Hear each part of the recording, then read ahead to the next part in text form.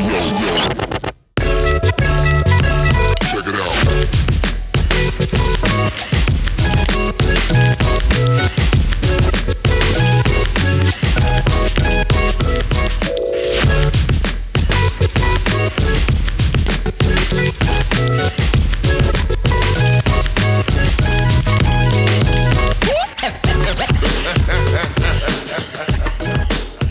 The official sponsor of Sends and Suffers podcast is Organic Climbing. Go to their website, use Sends and Suffers to get a discount on chalk bags, chalk buckets, everything they have on their website. And I will tell you right now, one of the reasons why I love organic is tried and true. Let me tell you, when I am falling from the heavens above or my highball boulder, I trust nothing with my ankles but an organic crash pad. Y'all know I love these things. I ain't gonna trust these things on nobody else. All right, I'm out of here before I go crazy. But holla at your boys because they help this podcast. And yeah, we just try to make sure it goes around, comes around. All right. Friends and enemies, lovers and haters, welcome to Sends and Suffers podcast. I am your host, Mario Stanley. If you haven't already, please follow, like, and subscribe to Sends and Suffers podcast. Every bit counts, and we would love to hear from you. So take a moment to leave a comment. These go a long way and help others know what they're getting into and how good this show is. If this is one of your favorite podcasts, consider becoming a Patreon.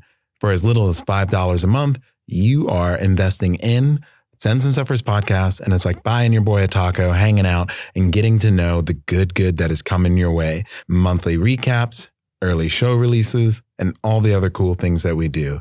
Thank you so much for listening to Sends and Suffers podcasts. Today's guest is an oddity if you want to go in the climbing world or outdoor adventure world, but he is no stranger to the world of extreme sports and adventure. Frankie Morales is the guest today. Frankie Morales is a pro skater. He's been around for quite a while. Him and I met at the Red Bull Slide-In Tour with Zeb Powell, and we have bonded and created a friendship, and this conversation is just the beginning of that. I hope that you guys enjoy this. Please check out Frankie's social media. Just type in Frankie OK. You'll find him, or Frankie Morales. He's pretty easy to find. I'm super excited to share this conversation with you, and I hope you enjoy something a little different, but a whole lot. Just like classic Sends and Suffers. All right, I'm rambling again. Enjoy the show.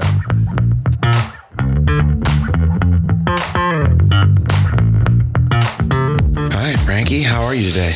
I'm good. Long weekend, but I'm here. We're here. I know, man. How long have we been here? Like 5 days, 6 days? It seems like a little longer for some reason. It seems like it's been like a week and a half. Yeah, I think it's the snow and the cold. Yeah, I'll bet. I'll admit. It's definitely the snow. And the fact we're having a lot of fun. Yeah. Yeah. I will admit, that's funny. Sometimes when you're having fun, it blows by. And then sometimes when you're not, it seems like it's long. I think it's because it's been deep. Like this week started off heavy, like real heavy. Yeah. And it was a good heavy. But I think that first 2 days was like, it was delightfully long. Oh, yeah. It was very delightful. I'm not going to lie. I was a little nervous, but it was definitely inspiring, to say the least, to hear everyone's story and perspectives on everything. Yeah, most of my listeners, I would say, like outdoorsies, like, hiking, skateboarding, climbing, whatnot. And at X Games, extreme sports, which, now that I think about it, I don't think outdoor sports would be where they are if it wasn't for the X Games and extreme sports. But who are you? Where are you from? And what is your connection to Mosaic and all this stuff? Like, how did you end up here? Because, there was quite a few skateboarders, but on the rails, though, like, it was a lot more like outdoorsy, like snowboardy stuff, which I guess skateboarding and snowboard go together. I'm a rollerblader. Oh, inline rollerblade. Yeah, Yep. you could call it inline, but yeah. Yeah. My name's Frankie Morales. I'm from Miami, Florida. I'm here. I came here because of Jason Hines. Me and him have a crazy backstory. He's an incredible guy, beautiful black man. Amen. Right.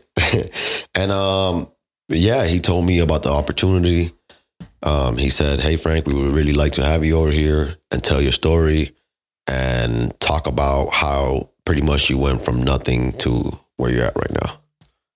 And yeah, I'm blessed, bro. I've been having a great time. Can you fill people in a little bit about your skate career? It seems like a blur now. I'm so freaking old. Just for a little bit more context, because like I said, they don't know, and I think the last time climbing is what it was like 25 years ago when it was in the X Games. So if people who've been following the X Games from then know. The rest of us are like, I don't even know what this is. Okay. I mean, I watched you. I'm not gonna lie. I Googled your shit and I was like, this is crazy. Oh shit. Yeah. This is crazy. I mean, you scared the shit out of me. I mean, I've been skating for a long time. I'm 37 years old right now. And then I started when I was probably like, I want to say 12 years old. Oh, okay. I turned pro when I was 16 years old.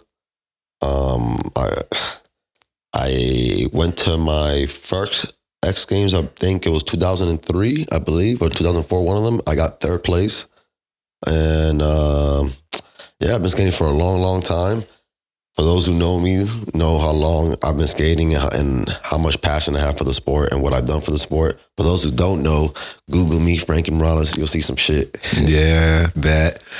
Okay. And then you and our biggest connection is Jason. Yeah. I know Jason changed your life a little bit. I just want to give him some shout outs and some credit. And Jason was probably, for me, he walked into the climbing gym one day because they were about to sign Claire Birkfine as a climber to Red Bull. Okay. And he was just like, yo, you have a brother in this sport? And I was like, I'm like one of the few in Dallas. Yeah. But it was interesting because that was how the conversation started.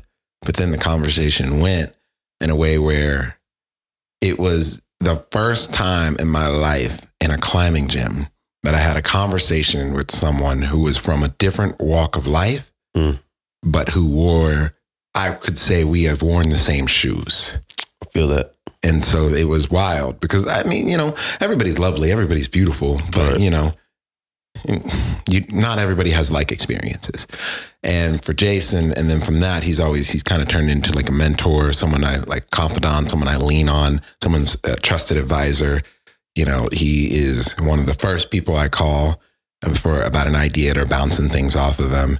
And yeah, he's just been a phenomenon. And I think anyone in his sphere kind of just gets absorbed by, I don't know how to say it, but it's like his energy. Jason is like a fucking son. Bro, Jason is selfless, bro. He's an incredible dude, bro. I can't go on enough.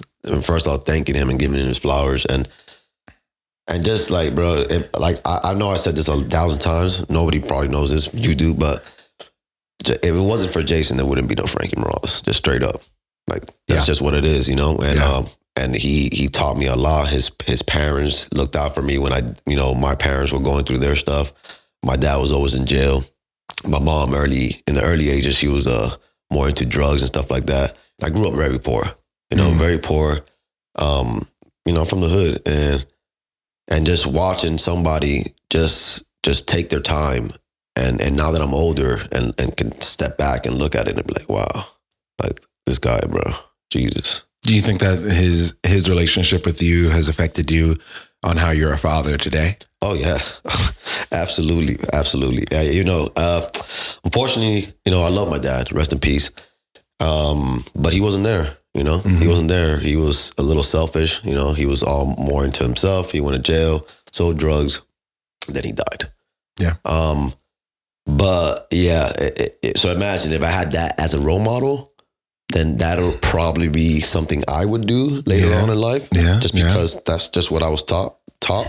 And with Jason, he taught me a lot, bro. He taught me that even though you're not blood, you can be kinfolk. Even though, you have your own problems, you still can open up and help somebody out without, he never wanted anything in return ever. Which is, now that I'm older, I'm like, how is this guy so nice? Like, I don't know, bro. He helped me out. He helped my brother out. He helped my cousins. I can name a million people that Jason literally fathered. He has no kids, but he has like 30 kids. So it's crazy. It's crazy. I'm like, yo, Jay, you gonna have kids? He's like, I already have a lot of kids.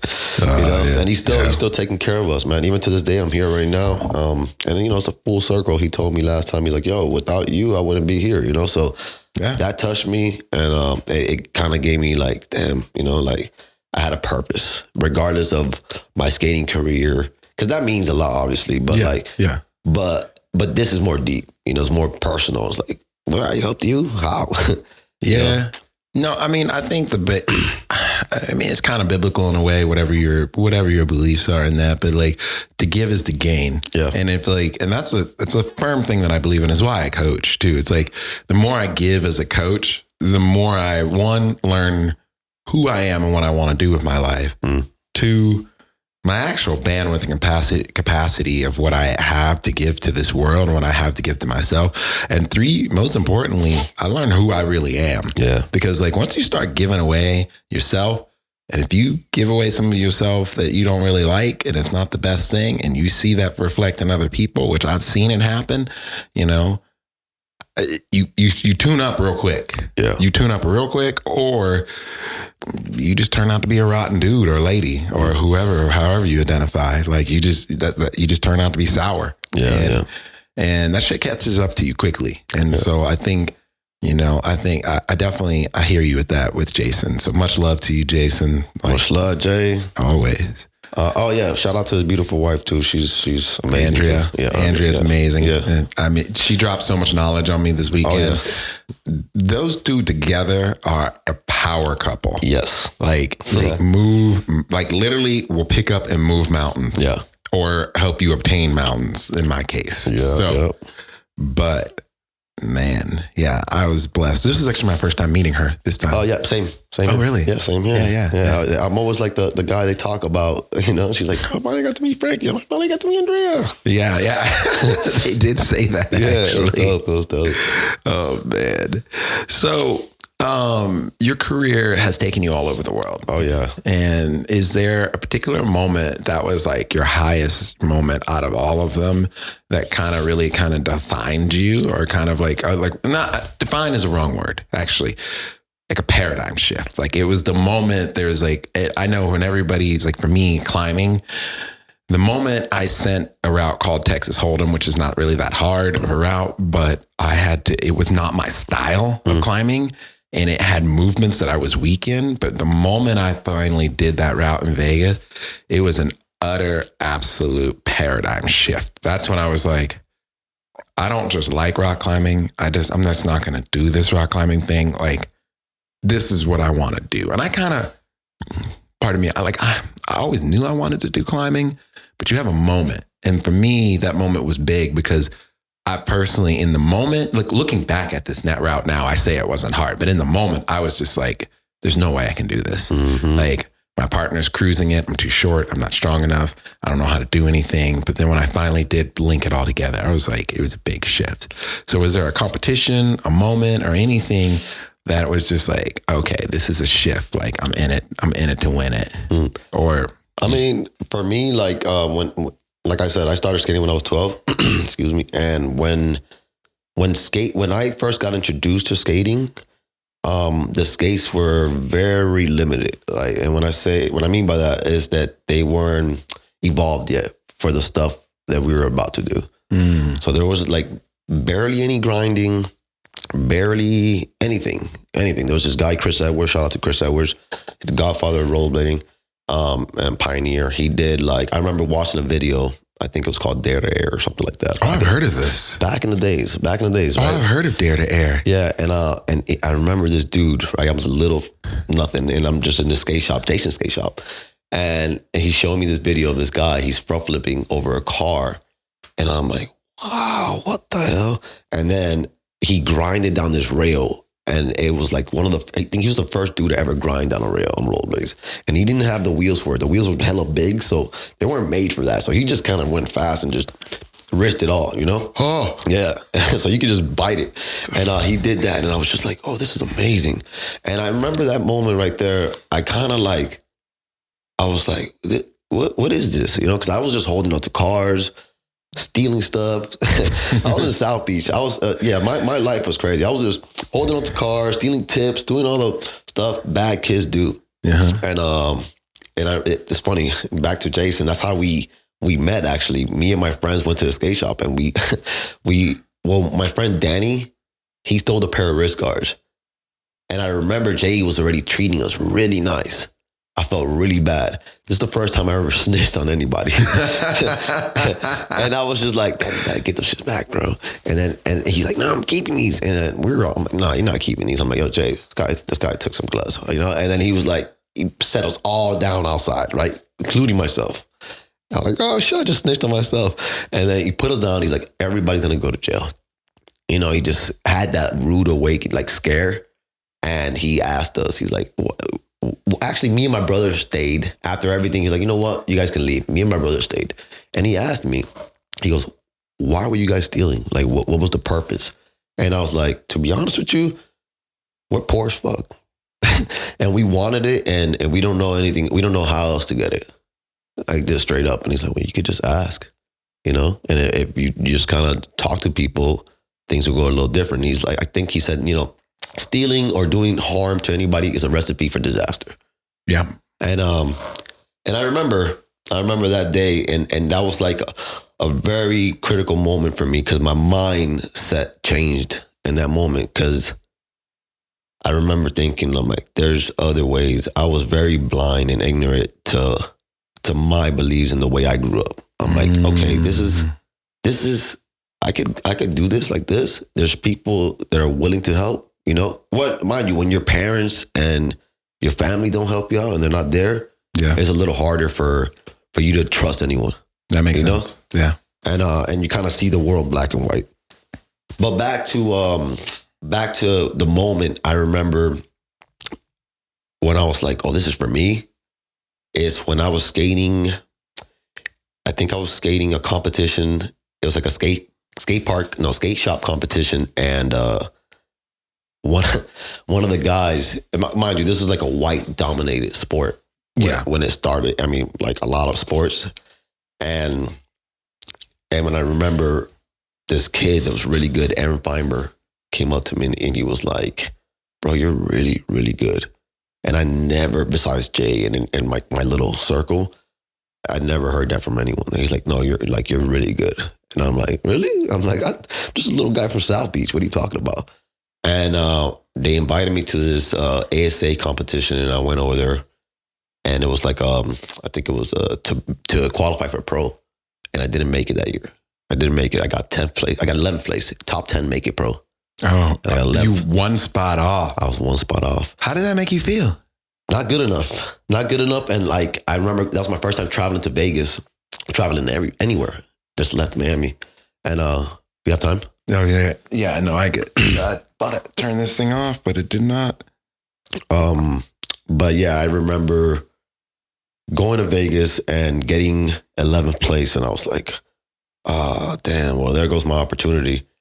And then you have to wait a whole year for the whole association and the whole contest to qualify all over again and make it to the finals. So I did all that. And then I remember going to Fort Myers. They had the finals in Fort Myers, which was great because it's Florida. And this was like one of the best moments of my life, because I remember qualifying in first and then ended up getting first.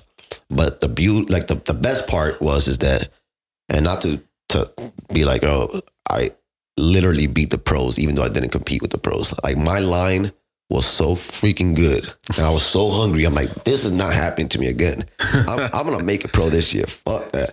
And I remember like just not falling and just really hungry. And I remember the feeling and the people and then actually feeling like a career, right? Oh yeah. And then I was like, oh, this is serious. And then getting my first paycheck and then my professional skate.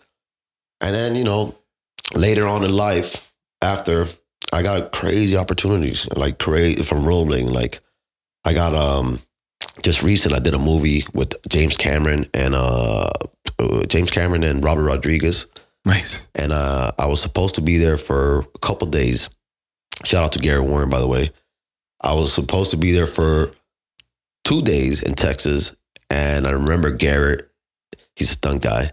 He's like, hey, Robert Rodriguez is about to pull up. So it was like 10 of us. Like, you guys got to make sure you do your stuff. When he pulls up, turn it up.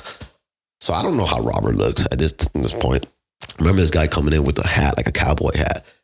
And I'm like, oh, that must be the guy. And there's people behind him and shit. So I was like, okay, it's time. So I'm here, spinning here, flipping there. Not like literally, I could not breathe. Like I couldn't breathe. I was like, it was on. Yeah, I was like, I got this is my opportunity. And I remember him calling me. He's like, hey, come here. And he's like, where you from? And I'm like, oh, my dad's black, my mom's Cuban. And then he looks around, and then he looks at his partner, and he goes, SAG him. And I'm like, oh shit, I just got kicked out. Like, what the hell? SAG him. And for those who don't know, SAG is like an association that the actors get after a serious, like you have to put in hours to get SAG'd. And then after you get SAG'd, you have to pay like $4,000 to become a part of the association. I automatically got SAG'd that day like that. So now my 2-day experience turned right mind. Yeah. That part. And then, so then I ended up being there for 6 months. I got a little role. I got one line, which was amazing. Dude, that's more than a lot. Yeah, that's more than a lot. I was on cloud nine, man. Dude, that's dope. Yeah, and that, those opportunities at Rollerblade, and that's one of many stories. But this is one that really stands out, and it was really it just happened too.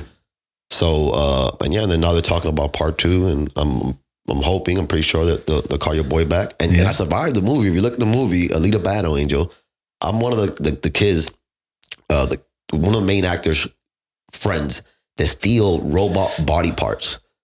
Right. Oh. So you see me stealing body parts, and when one of the actors gets killed, I run away. So and they literally zoom in on this one scene of me just running away. So I'm like, oh, these guys are clever. That's a part 2 thing. Yeah, like, I'm coming back. I'm alive, baby. You're gonna kill the black guy, baby. Yes. Yeah. I'm happy you kept it true how all black people are in a horror movie. Like, I'm getting the fuck out of here. Yeah. I'm out. I'm not here to be curious. Mm-mm. Nope. I want nothing to do with it. It's like that meme. I hit the dash. It's like that meme on the internet that goes out every year. Halloween, black person walks into the house, is like, get out. And he's like, don't even say nothing. It's like, all right, I'm out. Yeah, no, dude. But yeah, it's been an incredible journey, and I'm blessed, man. Oh, and then I met my beautiful wife, Stephanie.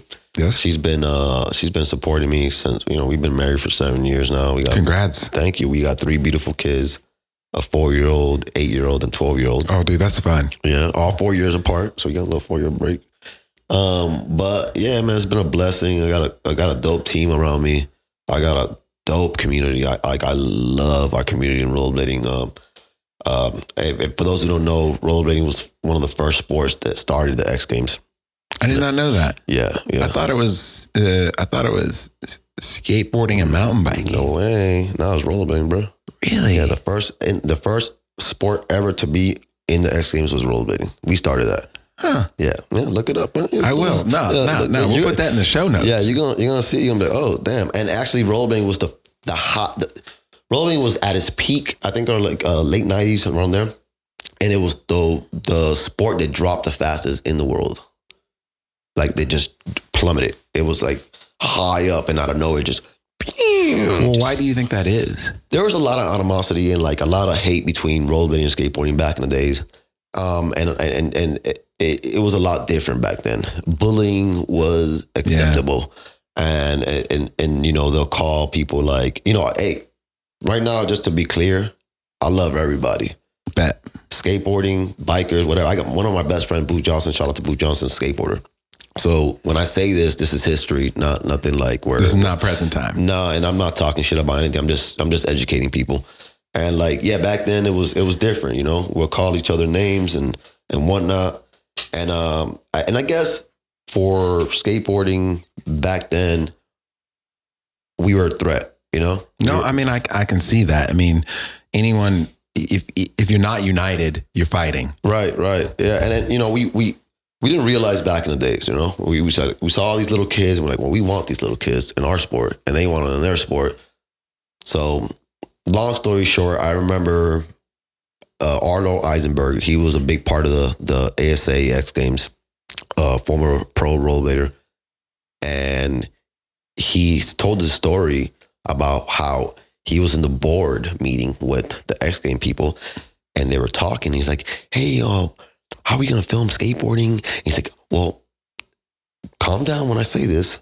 What do you guys think about putting a rollerblader filming you guys? Because it's smoother. And they were like, they were like against it. No, we don't want a rollerblader on the course while filming us. And in fact, and that day in that board, they told him, this is probably going to be the last year rollerblading is going to be in the sport. And that was the last X Games that I was in, which was 2003 or 4. One of them, I can't remember which one, but I know it was in Philly. And I remember I was like, oh man, like what happened? And then the sport just dropped. Like there was no money in it. There was nothing. So anybody that was doing it really loved it. Anybody that was rollerblading at that time, like when I had a check, I had a bag, and this shit went away. I was at that trailer parks. I went from living good to in the hood, back to the hood quick. And I was young. I never saved my money. I didn't do none of that. I didn't know anything. I didn't do my taxes. I didn't do shit, So yeah. So I was just back to zero, but I still wanted to rollerblade regardless. That's love. Yeah. And it's my only escape, bro, from anything. Anytime I'm like sad or just not feeling good enough or whatever the reason may be, like I rollerblade, everything's gone, which is a great escape. I know that. Yeah, man, it just feels good and to inspire other people and then hopefully one day somebody could hear this or say something or see my stuff and be like, yeah, I want to be like this guy. Or this guy helped me out in so many ways possible, which I heard, especially from the more urban culture. They'll always come up to me like, man, you don't know. People from New York are funny. They'll come up to me like, yo, Frank, yo, son, yo. Like if they know me, never met them in my life. Like, yo, come here, give me a hug. And then I start talking and it's cool because it's like, it's authentic and it just feels amazing. I think extreme sports and adventure sports are that way because you share something unique, especially when you're out there kind of doing it on your own. Climbing's a little different because you have partners, you have people with you, especially on rope. But at the end of the day, like there's just something unique about a non-team sport or a not football, not soccer. I mean, track and field's my first love. So all the way, love it. But there's something about the camaraderie in a sport when you put yourself on the line where you can get messed up, you can get hurt, but at the same time, it requires a certain level of skill, artistic, and just straight up gumption to like go through it. I feel like there's this kinship because the same thing happens with climbing. Because like we talk about climbing, we go up to these routes and we climb these big things and people are like, yo, man, you climb that route? And I'm like, yeah. And they're like, man, what did you think of like by Bolt 5 and that one thing that you had to do? Like how in the world? And you're like, man, I was just in it. And then you get into this thing and you're having this conversation at this visceral level about a particular moment in life that only a handful of people share. And I think, in your sport, like skating, like I think it's the same thing. I think when you're like doing, grinding down a rail, doing anything like that, like there's a moment, take snowboarding where we were doing this weekend. Like, man, when I first started cutting again, I was like, okay, I get it. And then, who was it? Doc. Doctor. Yeah. It's escaping me. Right now. Oh my God. Now you just made me forget. I'm calling him the doctor right now. I know. Hard R Doc. But that was the intro. That was funny. That was funny. But no, like he was like, yeah, man, I got it. And I started cutting and I was like, how did that feel when it came up on the edge? And then you start talking about these little things and these little details and these little nuances. And I'm not saying they're not in other sports. Yeah. But when you have to, like, I saw the look on his face because I was like, did you accidentally cut too much? And he looked at me like, he had that look like I almost did. Right. Yeah. And I think when you have moments like that, and especially if you have someone you look up to who's doing these things, you feel this immediate kinship with them because you're like, man, I got close to what Frankie could do. I got so close to that. But yeah, man, I think that's the thing about a sport. So it doesn't surprise me that people just walk up to you and like, you know, they're like, man, I've known you my whole life, or they're treating you like that way. Because when you do sports or you do things of that caliber, like it's just, I think like when you do something extreme and you have someone you look up to, you feel extremely connected to them. Yeah, I agree. And I think that's like a big deal. So was the down of the sport, was that the moment, would you say that was like the low moment that shifted you from just athlete to like entrepreneur or something like that? Because like the name of this podcast is called Sends and Suffers. So the idea is to really discover like, you know, the moments that have made you are who the man you are today. And so my guess would be that was that the moment, or is there another? That was a part of the moment that was building up to what was to come. Because I, even after that, you know, as a pro skater, you're looking for brands that are already established and they have their own thing going, especially when you don't have the income and they already have these big factories in Italy or wherever they're at to make these molds of skates, which are super expensive. I remember reaching out to a different brand. I was skating for Rollerblade back then, and I reached out to Rems, called Remedy, some more like underground thing, but they had like this guy, Chris Haffey, and he was one of the best street skaters in the world. And I remember I was like, you know, I'm gonna holler at this guy Kato. He's from France. So I hit him up, and I remember the conversation because I was a liability. I like, for real. I see myself like, Jesus, how the fuck did I hold those sponsors for so long? Because I didn't show up to competitions. They'll pay for tickets and I would not show up. I was just like, I don't want to go. I'll just stay in Miami. And I didn't go. I didn't think it was important, which now it isn't. But back then it was. Back then it was very important, especially when there was a big prize and a whole bunch of eyes and it was televised. Yeah, that makes sense. And so I was definitely a liability. I remember him having a talk with me. He's like, yo, Frankie, I love you. Like, I looked up to you all my life. Like, your skating's amazing, but I have heard stories. You know, people told me you don't like doing this, you don't like doing that. And then I'm like, well, and I kind of explained to him, like, yo, man, like, I'm here and I'm there. And then he's like, look, all right, how about I'll give you free skates and I'll give you $400 a month. I was like, excuse me. I was like, $400 a month. I'm like, what do I do with that? And then he was like, well, it's just like a little like tryout type thing. I'm like, you know what? My hands are tied. I don't have shit right now. So fuck it. Why not? Did that. And I remember I felt so like, I want to say tried kind of like, I'm like, damn, this is where I'm at. I'm a $400 guy a month now. And I was still at my peak. Like, yeah, I was on my peak. And I was, even now, like, but back then, I was still growing. I wasn't Frankie Morales still, like, you know? Mm-hmm. And I remember, I'm like, fuck this shit. So I called my friend from California. I'm like, yo, you have a spot at your crib? And he's like, yeah, I got an extra room. So I'm like, yeah, I'm going over there. This is before I had kids and that, you know? Yeah. So I was like, I'm out of here, bro. I'm out of Miami and I'm gonna fucking really skate. Like fuck everybody.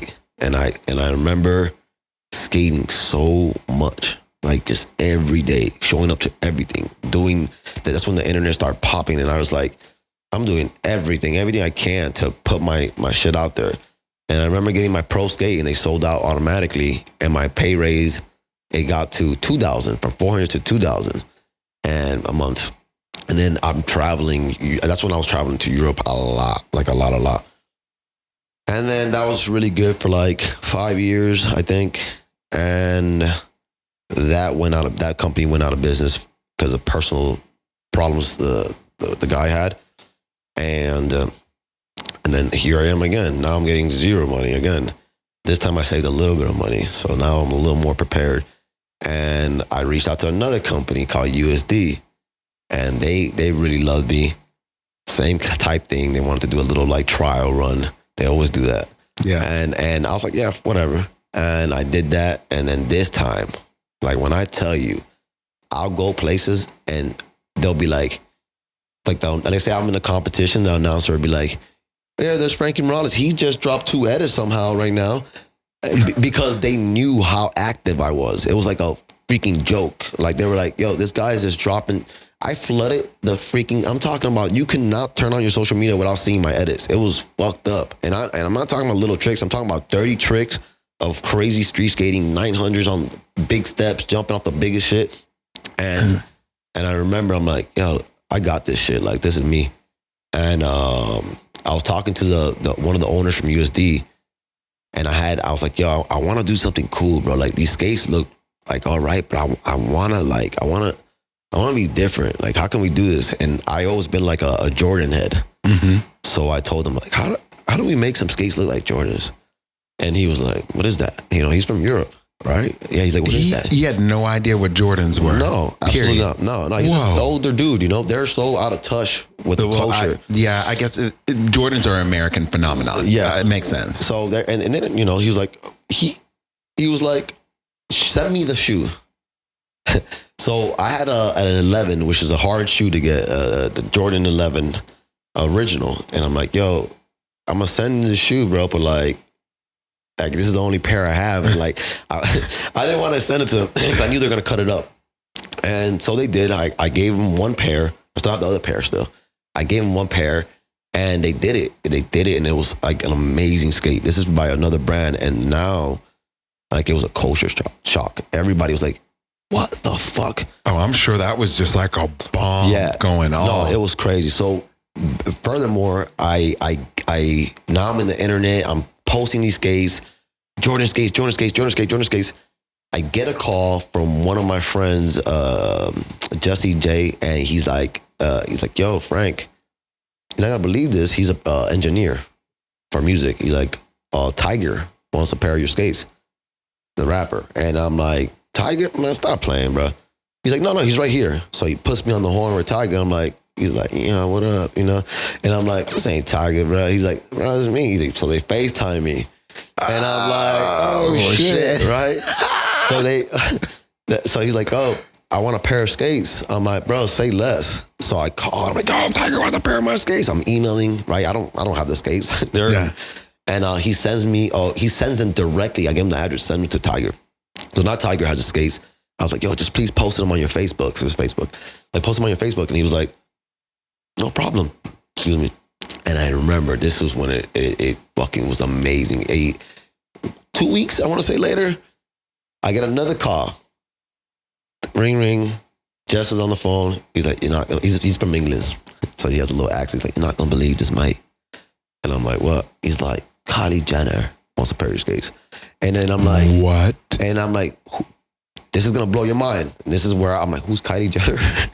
And he's like, Kylie Jenner. I'm like, you know Kim Kardashian? I'm like, I know Kim Kardashian. He's like, yeah, sister, you know? And I'm like, so I look her up and I see she like 54 million followers, some crazy shit. And I'm like, what the fuck? And I'm like, what are you talking about? He's like, mate, she wants to invite you to her birthday. I'm like, wait. So now I'm just like, oh my God, what's happening? So I'm like, all right. So I grabbed skates, and this time I had an extra pair. Actually, they were my wife's skates. And I'm like, baby, I'm sorry. You haven't even put these on, but I have to give these away. I'm going to order you another pair. She's like, she's kind of hot. And then I'm like, no, they're for Kylie. She's like, oh shit, go. Like, go now. Yeah. She knew what was up. She's like, if you don't leave this house with them skates, I swear to God. Yeah, she's like, go. And I remember she wanted to go, but she had to work. And I was like, oh, fuck. So I went over there and I go to this bowling alley that they rented out in California. And I step in there with the skates and shit. I have my skates. I brought a different pair that just came out. So they were different, just so they can see it. And I remember setting up the wheels. I put these big giant wheels for her. They light up and shit. And I gave her the skates, and she knew how to rollerblade. Like, this girl knows how to freaking blade. Oh, she does? Oh, yeah. I didn't know that. Oh, my God. She was running around in circles, wow, like in the ring. And I'm like, yo, this girl knows how to skate, goddamn. So whatever. So now I'm like kind of starstruck. I'm kind of just chilling out on like a little bench. And I sit next to her, and I'm like, hey, Kylie, you like the skates? And she was like, oh, I love him. And I'm like, do you mind if we take a picture? And she's like, of course, come here. We took a picture. Boom. I'm like, yes. And then I was like, can I take a picture with you on the skates? And she's like, oh, I already posted it on my gram. I'm like, what? And then as soon as I said, my phone is off the hook. My phone is like ping, ping, ping, ping, ping, ping, ping. Follow. I'm like, holy shit. And everybody's calling me like, guys, your skates. Bro, she posted, I'll show you a picture. She posted the skates. Not only was she laying on the floor, type sexy with my skates, her sister, Kendall, was on top of her. So, yeah, I was just like, oh, dude, that's too much. Yeah, I was like, oh my God. So then at this point, my skates sell out. I was about to say, no one can get them anymore. No, they're gone. They couldn't keep up. They called it the Kylie Jenner effect. It was gone. Oh, that's a thing. I mean, the Jenner effect is a thing. It was mind blowing. So I get a call. I get an email. You know, I don't like emails. I get an email from Nike, and they hit me up with the cis and the what do you call? How do you say it? Cis and deceased. Yes. And they were like, hey man, like, you know, you can't do this. You can't call them the Jordans anymore? No, I never called them the Jordans. I called them the Frankie Morales Pro Skates. They look like Jordans, but they're identical. Like they're identical. And besides the fact that they have wheels and frames and a buckle and a cuff. That didn't pass the 40% law? Oh, it did.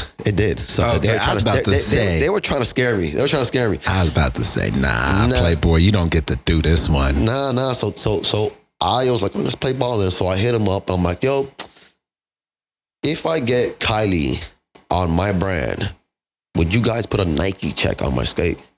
It wasn't my brand. It was. But you're playing ball. I'm playing ball, right? So I said that, and they're like, absolutely. So my heart's like, and I told Kylie, I was like, yo, can I get $20 a skate? Like if you sold it, which is not much, but I looked at the bigger picture. I'm like, this girl's gonna sell thousands of skates. Yeah, like $20 a skate. Yeah, I'm gonna make buku bread. So I'm like, okay. At this point, skaters were only getting $2 a skate for pro skates. Are you kidding me? Yes. How much does a pair of skate cost? Like almost $400. How much is the overall build like cost to make them? Maybe $100, $100 something dollars. You getting less than. Oh yeah. I mean, don't get me wrong. You get like 3%, 2%. Yeah. To get the mold is a lot. Like, yeah, I get that.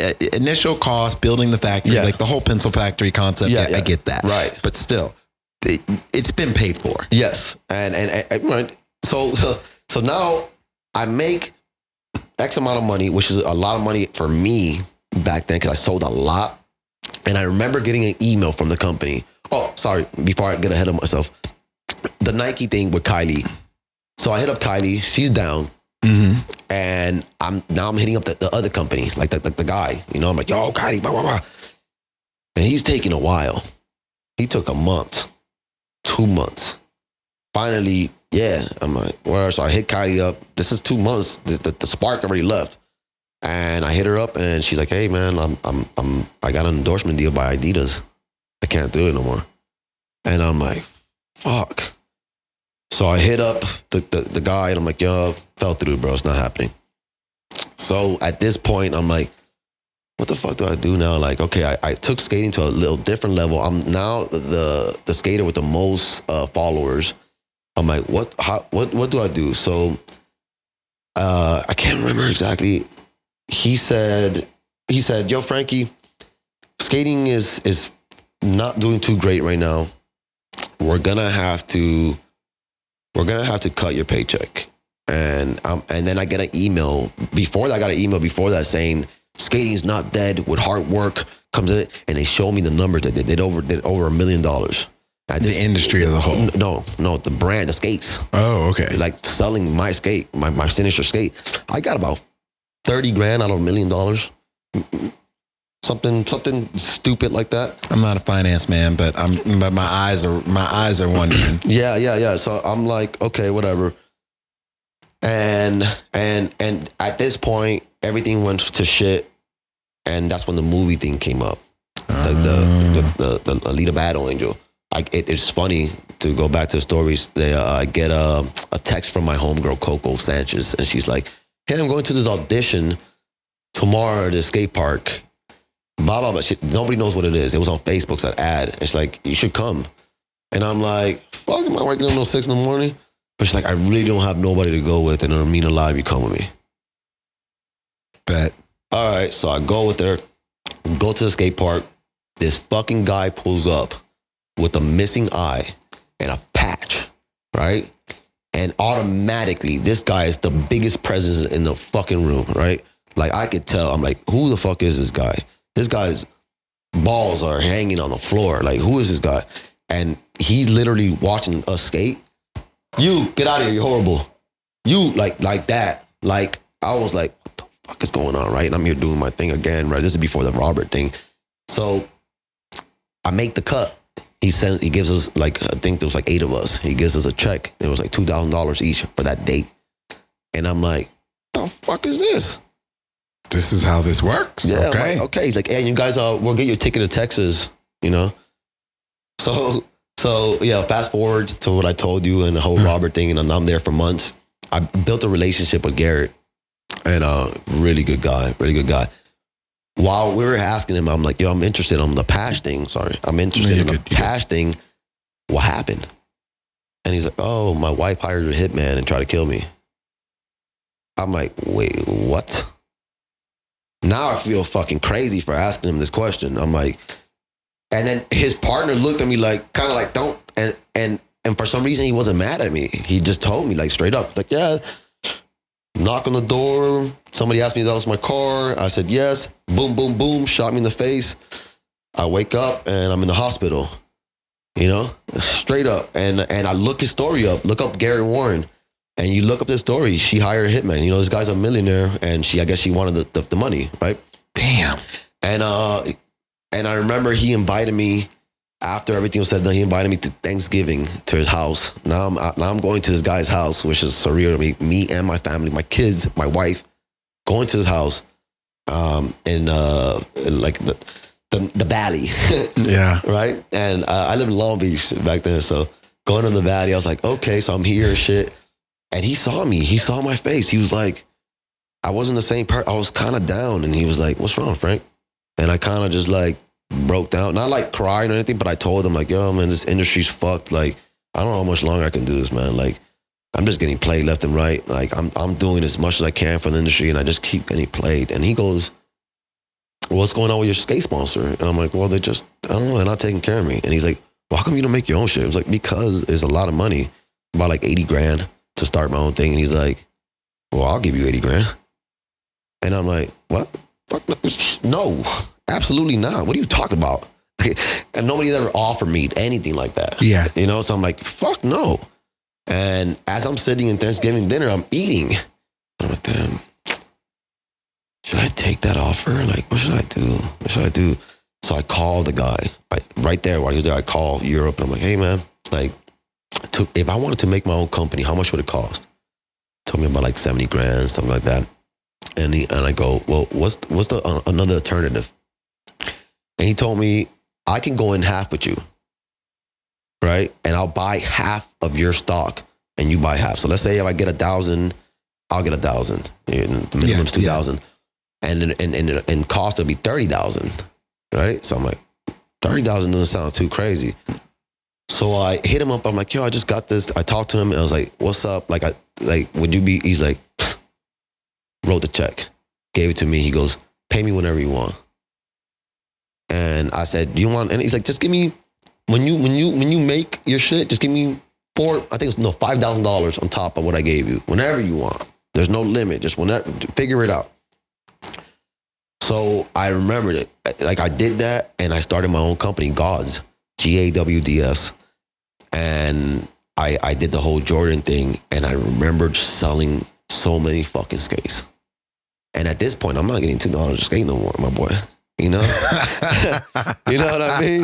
You know, shit got real. Shit got real fast. And I'm My God. and I'm looking at I'm like, these motherfuckers were pimping me out.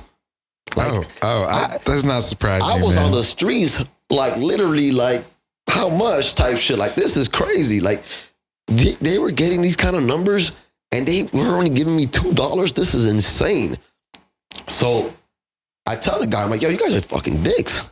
Like, I can't believe I made all this money, and you guys couldn't give me $30 a skate, or even $100 a skate, my boy.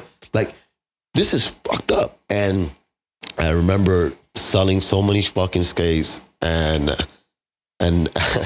And then all the skate companies that I used to skate for went out of business. Went out of business.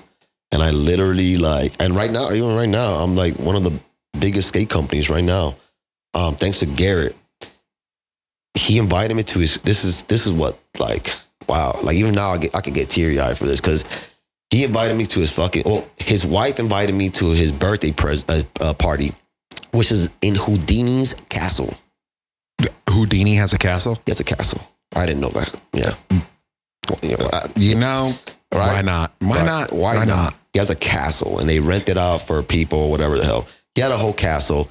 And I remember first off, when he got surprised and he got off, he's like, oh my God, all the people I care about are here. And he was so emotional. And there was everybody there, like top dogs, real, high up, everyone, actors, And I remember later on that day, I gave him the check. I was like, yo, boom, paid him off.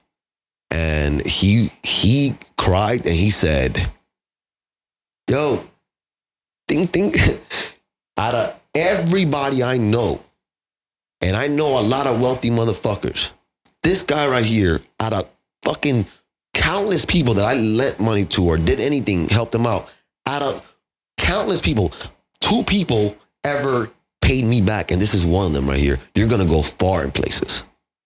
My God. I was like, oh God, And for me, it was like, I was like, oh, bro, you saved my life type thing. What are you talking about? And I understood. It could have been there's no contract. There was no nothing. Could have been anything. Could have been very easy for me to just discard it and kept it moving.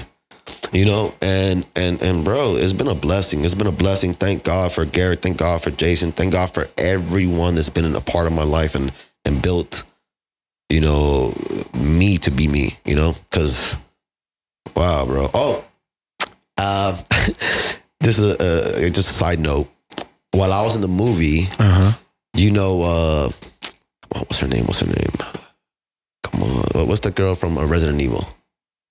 Oh, the white chick. The Spanish chick. Oh, the Spanish chick? Yeah. I do not know her Rodriguez, name. Michelle Rodriguez. Yes. Michelle Rodriguez. She big actor.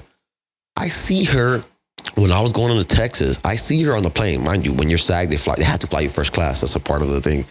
So they have to. It's a part of the contract. So I'm in first class and I see Michelle and I'm like, oh shit, she's on the side. Been a big fan for years. I go up to her. I'm like, Michelle, after we get out the plane. I didn't talk to her when we were in the plane. I just respect her. Yeah. I get on the plane. Hey, I didn't want to do this to you, but I really want a picture with you. Took a picture with her. Boom. That was that. Next day, I'm on set, working, blah, blah, blah, blah. And I run into her on set, right? And then she's like, wait, what the fuck? And then I'm like, yo, what up? And then she's like, why didn't you tell me you're here for the movie? And then I'm like, I don't know. I'm not going to, hey, I'm here for the movie. I was like, I'm a fan. And she's like, what are you doing? And I'm like, oh, I'm a rollerblader. She's like, rollerblader. And then I showed her. She's like, I used to skate back in the days. And I did this and I did that. I'm like, no, you fucking didn't. So I'm like, I had extra skates with me. This is my brand now. So I go and I give her a pair. I still have the footage and everything. And she puts them on. And this girl could literally, she knows how to grind and everything. Michelle Rodriguez. And she knows how to grind. Oh, yeah. She was talking about grinds and like the skates back in the days and all kinds of shit. I'm like, whoa. So at this point, she plays an avatar. Yeah. And I'm just like, oh, I'm on cloud 9. And I'm like, yo, what the fuck?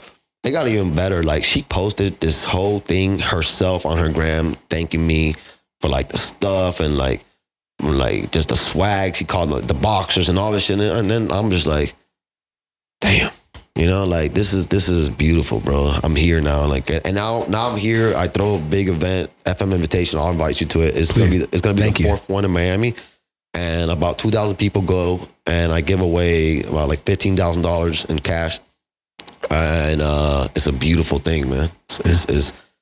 It's a community of skaters just having fun and influencers and just watching that come together and know that I have something to do with that, because especially like me coming from the hood and then giving back to my like city and like where I'm from and giving opportunities to the next up and coming rollerblader or anybody that wants to be, in anything, just inspire the youth.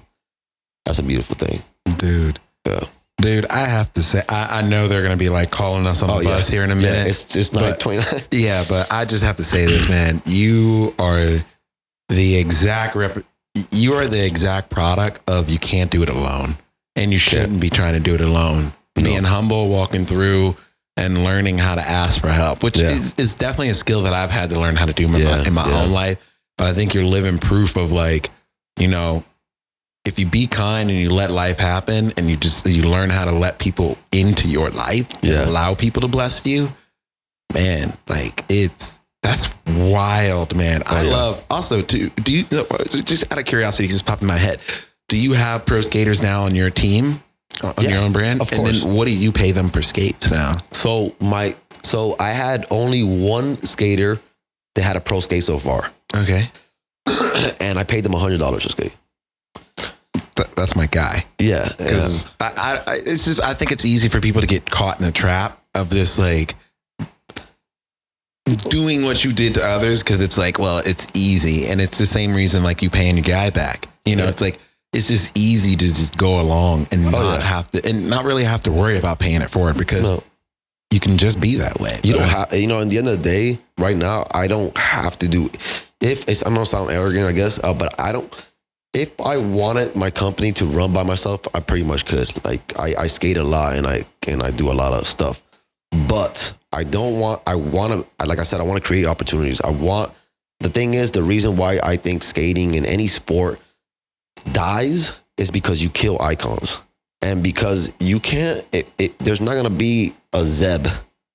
You know, he's Zeb. No, there will never be another Zeb. No, I learned that quickly. No. So like if let's say Zeb right now, if Red Bull or his big sponsors wouldn't take care of him, right?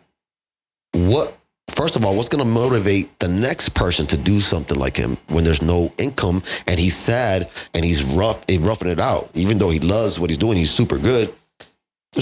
Nothing's there. So, and then especially for the athlete, he needs that because he needs to focus on just what he's doing, and he doesn't have to focus on bills and anything else because he's there for a reason. He's there to shine a light like on the sport, and like it's gonna be like I was telling my wife, I'm like, yo, Zeb is he's like a young he's like me but young in a different sport that has an opportunity.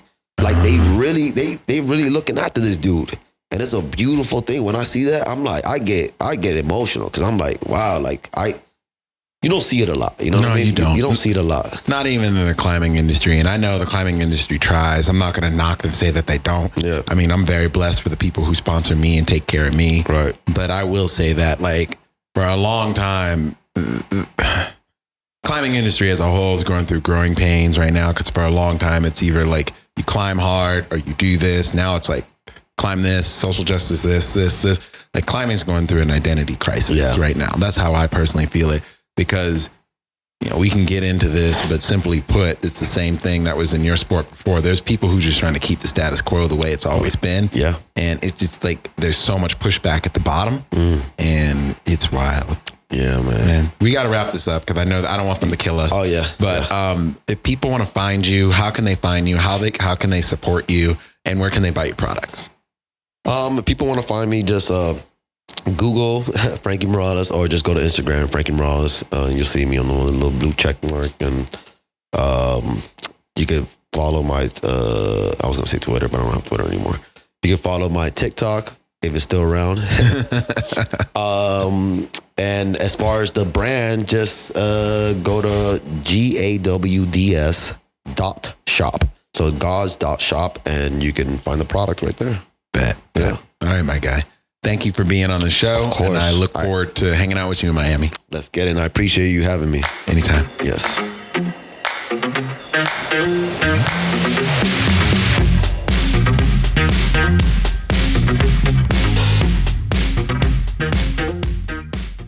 I hope you enjoyed that episode with Frankie Morales. I'll be honest with you, I think he embodies Sends and Suffers. I mean, the man went through it and is now on the top of his game at his game. And that honestly, I don't know, I love to see it.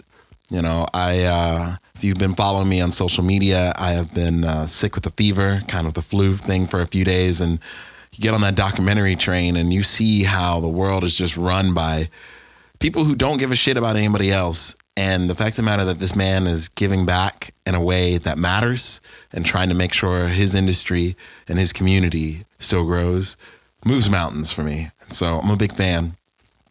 Remember, if you're not suffering, you got to ask yourself, is the sin really worth it at all? Frankie suffered. That's no joke. But goddamn, check out his sin. Yeah. Oh, all right, I'm out.